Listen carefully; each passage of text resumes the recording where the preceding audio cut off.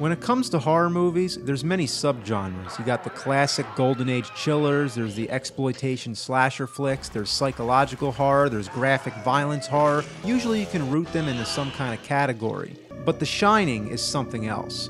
Director Stanley Kubrick was in his own world. He made movies like nobody else. 2001's a science fiction, Full Metal Jacket's a war movie, but they're completely different from anything else in those genres. The Shining was based on the novel by Stephen King, but like many movies, it strays far from the book. It really is just Kubrick's vision and a standalone work. The Shining is undeniably a more psychological kind of horror film, but there's not really any archetype for this kind of movie. There's Psycho, which started the notion of a deranged killer who can't control his actions, but there's such free reign here and an opportunity for the surreal that the filmmaker can do almost anything. It's hard to describe, and it makes it very challenging to review this movie, so I'm going to at least give it a try. Well, the plot involves a man, Jack Torrance, who takes his wife and son with him on a job as a caretaker at a luxury hotel that stays closed for the winter season. They're isolated and without any contact to the outside world. Jack tries to get writing done, but gradually loses his sanity, eventually going on a violent rampage. His son Danny sees visions of blood gushing from the walls and twin girls which we assume are ghosts. He talks to his finger and he keeps shouting red rum, which is really annoying. Oh yeah, and it's murder spelled backwards, the only moment in the film that's a little gimmicky. Then there's the wife Wendy, played by Shelley Duvall. She reminds me of Olive Oyl.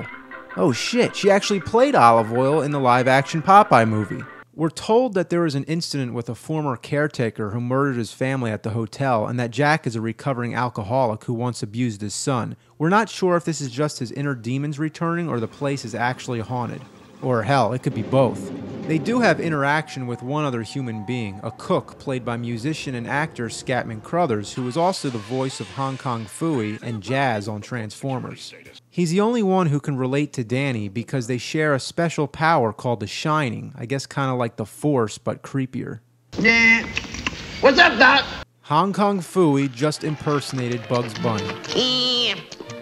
What's up, Doc? That's outstanding. But if Jack wasn't played by Jack Nicholson, then I don't think this movie would be as entertaining as it is. You just can't take your eyes off him. When it comes to playing crazy characters, he is the best. The whole movie, he's a ticking time bomb. The tension builds and builds until eventually he's chasing his family with an axe. Here's Johnny! This is as close as it comes to a slasher movie, but there's so few characters and not much of a body count. The beauty in it is that you hardly even notice. And I don't mean to spoil anything, but there's only one murder. But there's also a guy in a bear costume. What the hell is that about? Then there's the nasty, decomposing lady in the bathroom, the only shock moment. It's disgusting.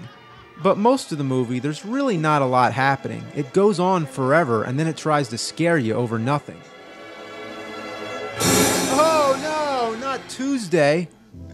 My favorite scenes are when he's sitting at the bar talking to the bartender, whether it's his imagination or it's a ghost. Jack's mannerism is priceless. He acts like a total nutcase. But the bartender is unaffected by his behavior, pretending as if he's perfectly normal.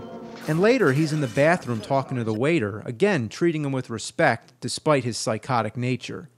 This scene begins as innocent small talk, but as it goes on, it gets dead serious. And the way it gradually makes that transition is brilliant. There's supposedly a theme going on with mirrors, and some have said that there's a theme of twins. Like, okay, so there's the twin girls, and then there's like the guy in the beginning with the 2 coffee cups, I guess. And then there's like, oh, well, what am I doing? Counting things that have 2? Why am I doing this? People have analyzed the shit out of this movie and have come up with all kinds of interpretations. But who the fuck knows? It's Kubrick.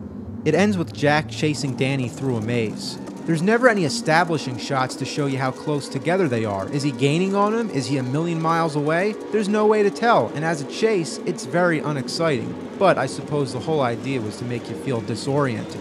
And how literal is this? This is exactly how I feel when watching this movie. Lost in a maze and left out in the cold.